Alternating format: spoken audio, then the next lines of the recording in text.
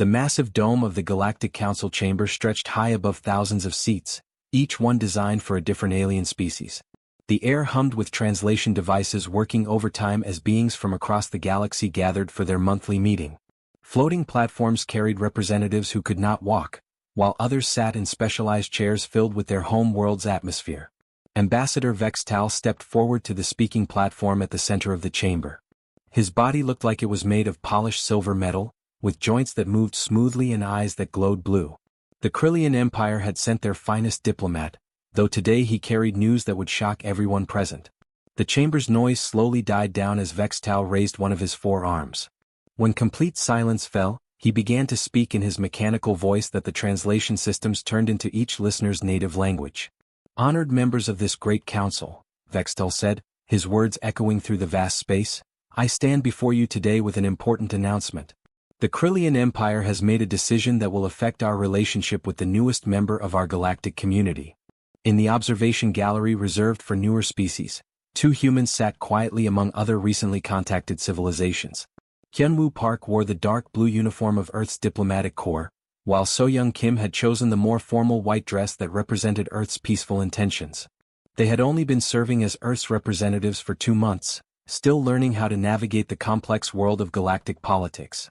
The Krillian Empire formally declares its intention to launch military action against the primitive world known as Earth, Vextal announced with the same tone he might use to discuss the weather. The effect was immediate and dramatic. Thousands of beings fell completely silent, as if someone had suddenly turned off all sound in the universe. Then, slowly, whispers began to spread throughout the chamber like ripples on a pond. Elder Quinera of the ancient Nethys Confederation slowly stood up from her special seat designed for her species' unique body shape. She was one of the oldest beings in the council, having lived for over 800 Earth years. Her purple skin seemed to shimmer, and the 6 tentacles that served as her arms moved in what humans had learned was a sign of confusion and concern. "Ambassador Vextal," she said, her voice carrying the weight of centuries, "surely there has been some mistake. You speak of the humans who recently shared their musical compositions with us? The same species that brought us those wonderful food items they call pizza and chocolate? These humans have followed every first contact rule perfectly. They have been nothing but cooperative and friendly." Vextal's metallic form seemed to grow larger as he puffed himself up with pride and anger. "There is no mistake, Elder Quinera. The humans have committed an act of defiance that cannot be ignored. 3 days ago, we sent them a simple demand for exclusive mining rights to their planet's natural satellite. This moon contains valuable minerals that would benefit the Krillian Empire greatly. Instead of agreeing like any sensible primitive species would do, they refused our generous offer." The chamber erupted in confused murmurs. Several representatives turned to look at each other with expressions that clearly said they could not believe what they were hearing. "They actually said no to us," Vextal continued, his voice getting louder and more aggressive. "No primitive species has ever refused a demand from the Krillian Empire. Our military strength is known throughout this part of the galaxy. Our technology is far superior to their simple machines. Yet these humans think they can simply refuse us and face no consequences." In the observation gallery, So-Young leaned closer to Hyunwoo and whispered as quietly as possible, "Should we be worried about this? I mean, they sound pretty serious." Hyunwoo looked around the chamber, studying the faces of the alien representatives. What he saw there made his blood run cold. Many of them looked uncomfortable, shifting in their seats and avoiding eye contact with the Krillian ambassador. Others appeared genuinely frightened, as if they knew something terrible was about to happen. But perhaps most interesting were the few who looked almost sad, as if they felt sorry for someone. "I think," Hyunwoo said very quietly, "they should be the ones who are worried." Ambassador Zelnix from the Peaceful Harmony Alliance stood up quickly, her crystal-like body reflecting light in all directions. "Surely, Ambassador Vextal, there must be some way to resolve this through peaceful negotiation. The humans are still very new to galactic society. Perhaps they simply did not understand the nature of your request."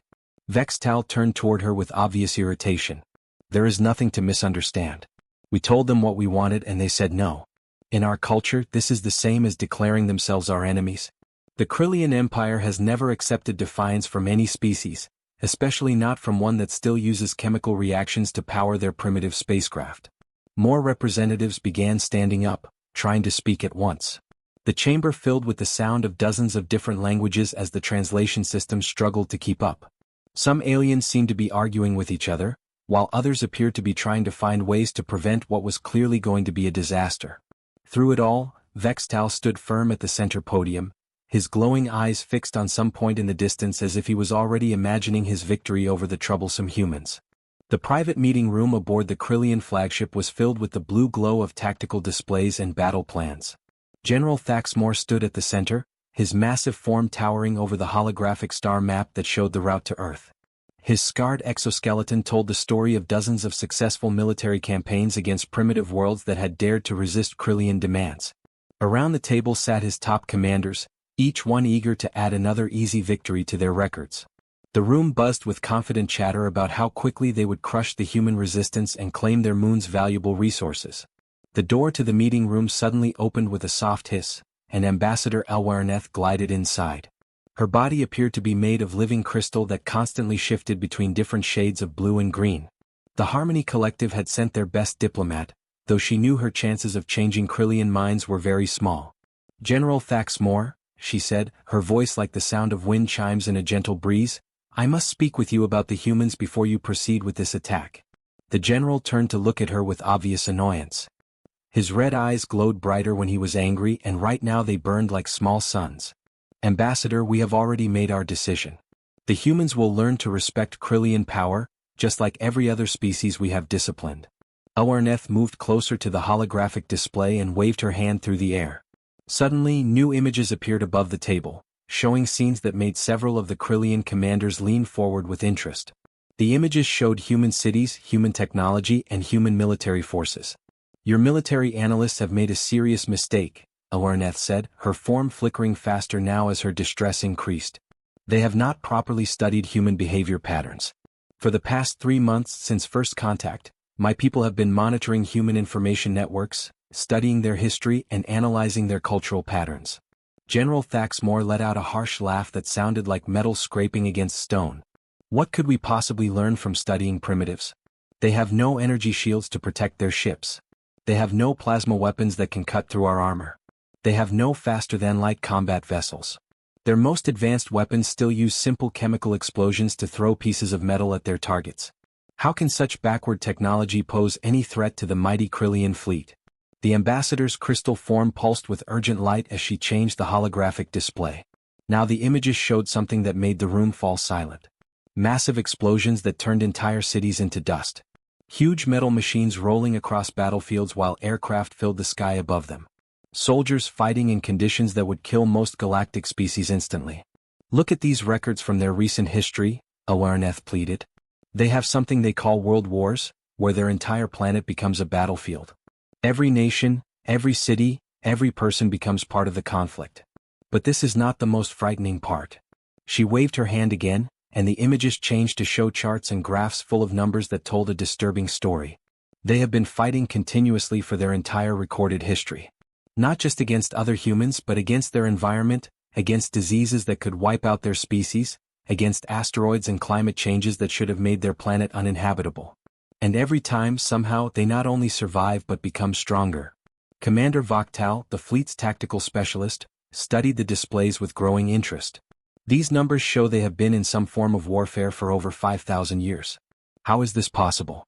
Most species achieve peace once they develop advanced technology." "That is exactly the point," Elwarneth said, her voice becoming more urgent. "They do not fight because they are primitive. They fight because they are survivors. Every challenge makes them more creative, more dangerous, more determined to win." Meanwhile, on the other side of the galaxy, Earth was preparing for war in its own unique way. In a deep underground facility beneath Sol, President Jinho Lee stood in the command center surrounded by screens showing every corner of human space. The room hummed with quiet activity as military officers coordinated with bases on Mars, Luna, and the asteroid mining stations. Defense Minister Eun-ji Choi approached the president with a tablet containing the latest intelligence reports. Her calm expression revealed nothing of the enormous pressure she felt as Earth's primary military leader. "The Krillian fleet has been detected at the edge of our sensor range," she reported in a steady voice. 200 vessels, all heavily armed. Their technology is definitely more advanced than ours, but their formation patterns follow standard galactic military doctrine. President Jinho nodded as he studied the tactical display showing the enemy fleet's approach route. "What is your assessment, Minister?" They expect us to fight like other galactic species, Unji replied. Formal battles, clear battle lines, predictable tactics. They have no idea how humans actually fight when their survival is threatened. The president touched a control panel, and his voice was instantly transmitted to every human military installation across the solar system. All commands, this is actual. Operational status, Mjolnir Protocol. Execute immediately. Within minutes, something remarkable happened across human space. Every military base, every space station, every armed vessel suddenly disappeared from all external sensors. To anyone watching from outside the solar system, it would appear that humanity's entire military force had simply vanished into thin air. But inside the command center, new displays showed the truth. Every human military asset was still there, still active, and now perfectly coordinated in a way that no galactic species had ever achieved. The trap was set. The space around the edge of the Sol system suddenly filled with bright flashes of light as 200 Krillian warships dropped out of hyperspace. Each vessel was a masterpiece of alien engineering, with smooth curved hulls that gleamed like polished obsidian and weapon systems that could reduce planets to dust. Admiral Zorg-Keth stood on the bridge of his flagship, the Endless Victory, watching through the main view screen as his fleet formed perfect attack formations.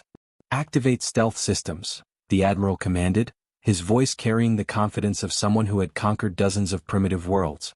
Let these humans tremble as they realize how hopeless their situation is. But something was wrong. Instead of the usual smooth hum that indicated successful stealth activation, warning lights began flashing across every control panel on the bridge. The tactical officer, a young Krillian named Hexenel, stared at his instruments with growing confusion.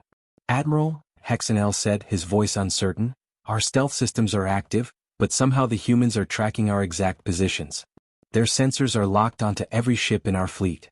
Admiral Zorg-Keth moved to the tactical station and studied the displays himself. The screens showed that human detection systems were not only finding his ships but seemed to know exactly where each vessel would be before it even moved there. It was as if the humans could read Krillian minds. Impossible, the Admiral growled. Their technology is thousands of years behind ours. How can their primitive sensors penetrate our most advanced stealth systems? On Earth, deep inside the Sol Command Center, President Jinho Lee watched the tactical displays with calm satisfaction. The Krillian fleet had appeared exactly where human intelligence had predicted they would. For 3 months, ever since first contact, human scientists had been studying every piece of galactic technology they could get their hands on. They had learned much more than their alien visitors realized. Sir, reported Colonel Donghyun Kim from the sensor station, all enemy vessels are locked and tracked. The new quantum detection arrays are working perfectly. The president nodded and turned to the communications center. Connect me to all global networks. It is time to inform our people. Across Earth, every television screen, every radio, every communication device suddenly displayed the same image. News anchor Ji-hoon Yoon sat at his desk in the Global Broadcasting Center, his expression serious but calm. Behind him, a map showed the locations of the Krillian fleet at the edge of their solar system. Citizens of Earth, Ji-hoon said in his steady, professional voice, hostile alien forces have entered our solar system with clear aggressive intent. All planetary defense forces are now active and in position. Please remain calm and follow the emergency protocols that have been practiced in every city and town across our world. The response to this announcement was unlike anything the galaxy had ever seen. Instead of panic, instead of chaos, instead of people running in terror through the streets, something else happened.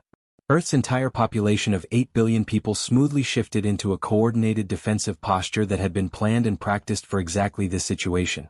In factories, workers began producing military supplies with assembly lines that had been secretly designed for rapid conversion.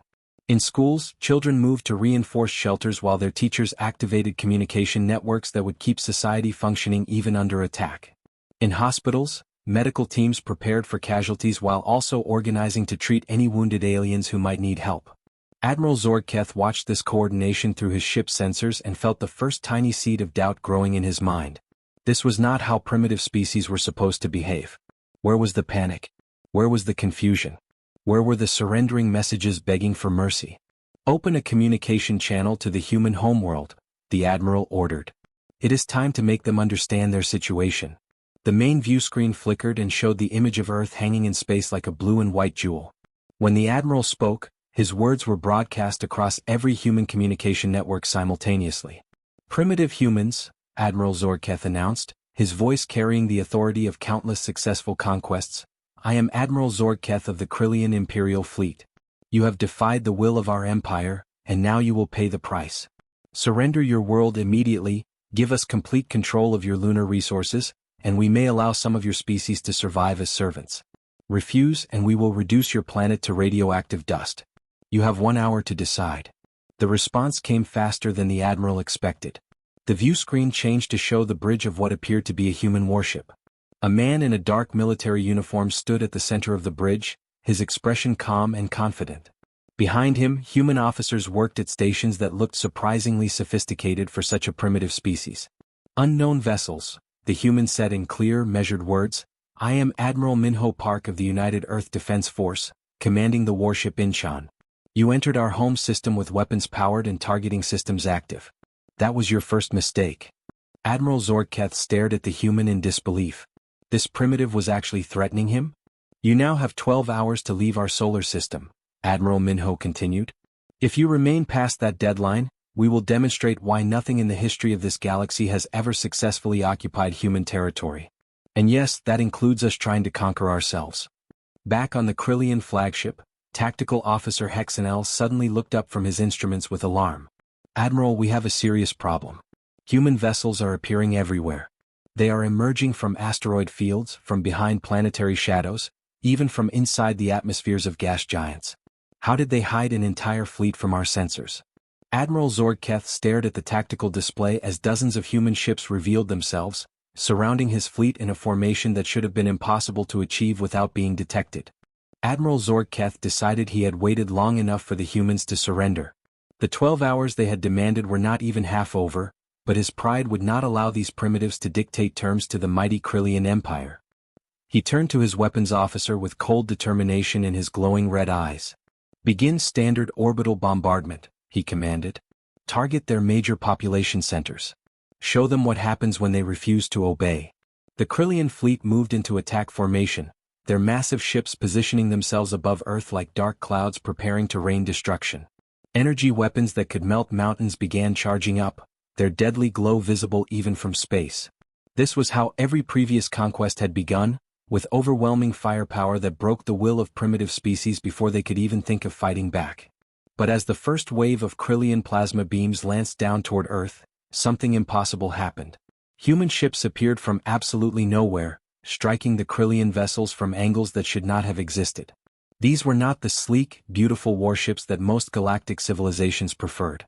Instead, they looked like flying pieces of industrial machinery, all sharp angles and brutal efficiency.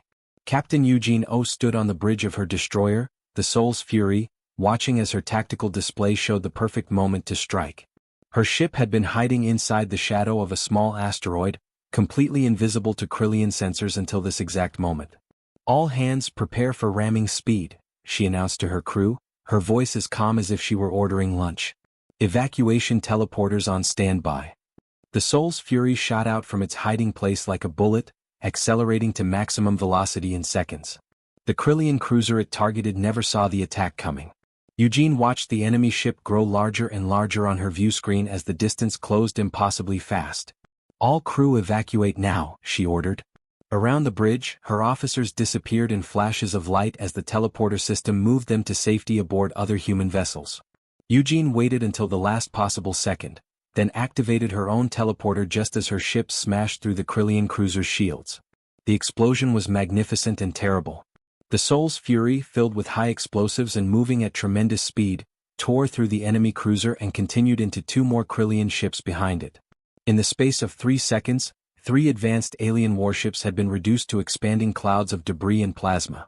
From her new position aboard the destroyer Busan Thunder, Captain Eugene calmly activated her communications system. "All units, this is Eugene. Pattern Omega is confirmed effective. Make them count." Across the battlefield, other human captains received the message and began implementing tactics that would have been considered war crimes by most galactic civilizations. Captain Jaemin Lee used his damaged cruiser as a kinetic missile, programming it to ram an enemy dreadnought while he and his crew transferred to escape pods. Commander Sun-hee Park ordered her fighters to attach explosive charges to pieces of space debris, turning innocent-looking asteroids into devastating surprise weapons. The humans fought like nothing the galaxy had ever seen. When their ships were damaged, they used them as weapons. When they ran out of missiles, they used pieces of destroyed enemy vessels as projectiles. Every tactic the Krillians tried was analyzed, understood, and countered within minutes. Far across the galaxy, in the emergency session of the Galactic Council, representatives from hundreds of worlds watched live footage of the battle with growing horror and amazement. The great amphitheater buzzed with shocked whispers as beings who had lived for centuries tried to understand what they were seeing. Elder Quinera of the Nethys Confederation leaned forward in her seat, her 6 tentacles writhing with nervous energy. She turned to her aide, a younger member of her species who served as a military analyst. "Look at how they coordinate their attacks," she whispered, her voice filled with awe. "Every human ship moves in perfect harmony with every other ship. They do not fight like individual vessels at all. They move like a single living organism with 200 bodies." Her aide studied the tactical displays that showed the battle from multiple angles. "Elder, their response time to new situations is impossible. The moment the Krillians change tactics, the humans adapt. It is as if they can predict what their enemies will do before the enemies know themselves." On Luna Base, Colonel Donghyun Kim stood in the command center surrounded by displays that showed every aspect of the battle.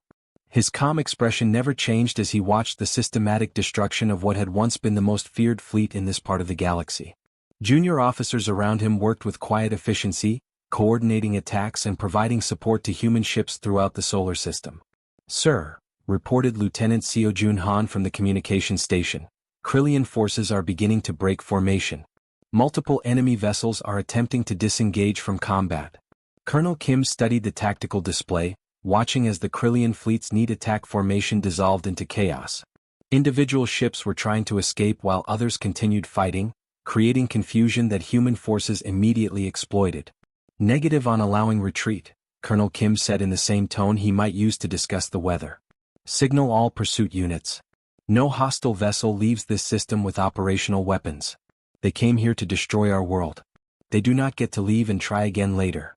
Lieutenant Seo Jun transmitted the orders, and across the solar system, human ships that had been waiting in reserve suddenly appeared from their hiding places. The Krillians found themselves surrounded by enemies that seemed to materialize from empty space. Within 18 hours of the battle's beginning, the mighty Krillian armada had been reduced to a handful of damaged ships desperately trying to reach the edge of the solar system where they could escape into hyperspace.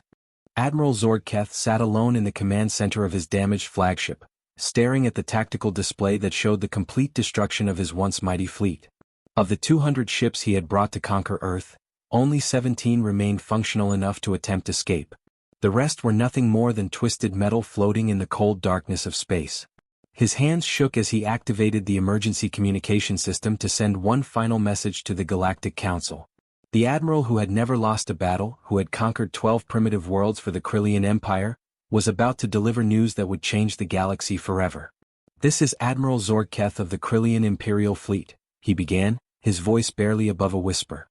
"I am transmitting this message as a warning to all civilized species in the galaxy. Do not engage humans in warfare. They are not soldiers in the way we understand the term. They are not warriors like other species we have encountered. They are warfare itself, made into living form." He paused, looking around his destroyed bridge at the empty stations where his officers had once stood. Most of them were dead now, killed by human weapons that moved faster than Krillian computers could track. "We came to their system with overwhelming technological superiority," the admiral continued. "We had advanced energy shields, plasma weapons that could destroy planets, and stealth systems that no known species could penetrate. The humans defeated us using tactics that we could not predict, strategies that we could not counter, and weapons that they created from the wreckage of our own ships." His final words were spoken with the voice of someone who had seen something beyond his understanding. "They do not fight to win territory or resources. They fight to survive, and they have been doing it for so long that survival itself has become their greatest weapon." The transmission ended, and Admiral Zorgketh slumped back in his command chair as his ship limped toward the edge of the solar system, hoping to escape before the humans decided to finish what he had started. The message reached the Galactic Council within hours, and its impact was immediate and overwhelming. Emergency sessions were called as representatives from across the galaxy tried to understand what had just happened. The mighty Krillian Empire, which had terrorized primitive worlds for centuries, had been completely defeated by a species that most council members still considered to be harmless newcomers.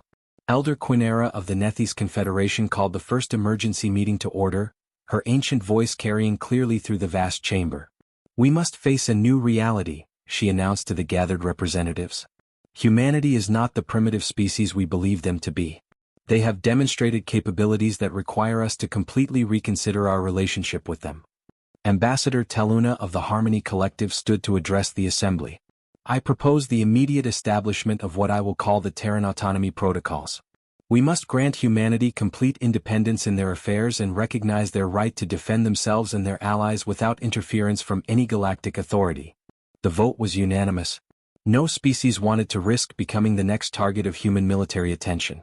3 weeks later, President Jinho Lee stood at the central podium of the Galactic Council chamber, the same place where Ambassador Vextal had announced his intention to attack Earth. The difference in atmosphere was remarkable. Where once there had been casual dismissal of human capabilities, now there was respectful attention and barely concealed nervousness. Defense Minister Eun-ji Choi stood beside the president, her presence serving as a quiet reminder of the military capabilities that Earth could bring to bear if necessary. Her calm expression revealed nothing of her thoughts as she watched the alien representatives who had so recently considered humanity to be an insignificant primitive species. "Honored members of the Galactic Council," President Jinho began, his voice carrying clearly through the translation systems to every being present.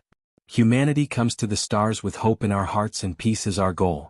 We sought friendship among the stars, and we have found it in many of you. We sought knowledge that would benefit all species, and we have learned much that we hope to share." He paused, allowing his words to be fully translated and understood before continuing. "However, we also came prepared for those who might mistake our desire for peace as a sign of weakness. Recent events have demonstrated that this preparation was unfortunately necessary." The chamber was completely silent as every representative absorbed the implications of his words. "We offer our friendship freely and completely to all who seek it," the president continued. "We will share our knowledge, our resources, and our protection with those who stand beside us as equals and allies. But to those who threaten our friends, our worlds, or our people, we offer something entirely different." He did not need to explain what that something different was. Every being in the chamber had seen the footage of the Krillian fleet's destruction. The choice of which relationship you prefer to have with humanity is entirely yours to make. Ambassador Hyun-woo Park, who had been present during the original Krillian threat, stepped forward to make the final announcement. "Earth formally accepts the Council's invitation to join the Galactic Defense Initiative. Our defense fleets will begin patrolling the major trade routes immediately, protecting all peaceful species from those who would threaten galactic stability." As the session concluded and representatives began filing out of the chamber, every single being understood that the galaxy had changed forever. Human starships now protected the space lanes that kept galactic commerce flowing. Human military bases were being established in strategic locations across known space. And somewhere in the darkness between stars, human patrol ships moved silently through the void, watching for threats that might emerge from unknown regions. The galaxy had learned an important lesson about the species from the small blue planet. Never threaten a race that had spent millions of years learning to fight itself and had never stopped winning.